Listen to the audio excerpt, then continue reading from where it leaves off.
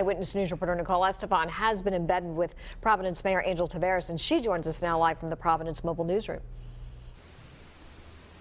Well, that's right. The mayor has been gracious enough to let us travel through the city with him this afternoon. We're about to head up to one of the hospitals here, and he tells us that's one area of concern for the city. Mayor, tell us what you focus on first here.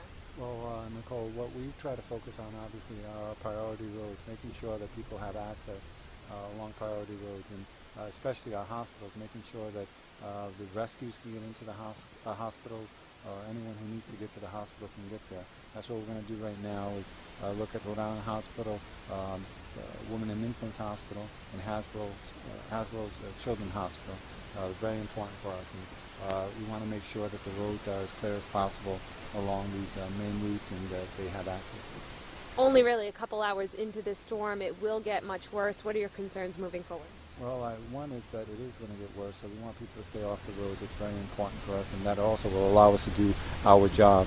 The second thing that I'm concerned about is the wind, because we expect some very, very strong wind gusts and strong winds later tonight.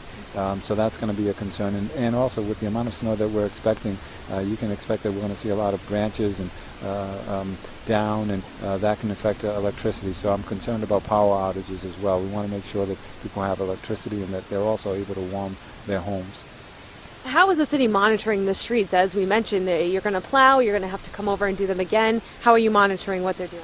Well, obviously I'm out here today monitoring. There's one of our trucks right in front of us plowing, so I'm glad to see that. But we also now have a GPS system that we're able to monitor through a computer as well, and we'll be doing that through the Emergency Management Agency in Providence. And we'll also, the Commissioner Perry, Michael D'Amico, my Chief of Staff, we will be joining some of the plow drivers a little bit later tonight, to accompany them on their routes and try to help as much as we can to keep people's spirits up and just to let them know how much we appreciate the work they're doing, because it's going to be we're in it for the long haul here. Let's talk a little bit about that technology. You talked about the GPS system. You're using Twitter yourself to kind of monitor what's going on. You said you had just talked to a plow driver over Twitter, thanking him for his work and monitoring what they were doing.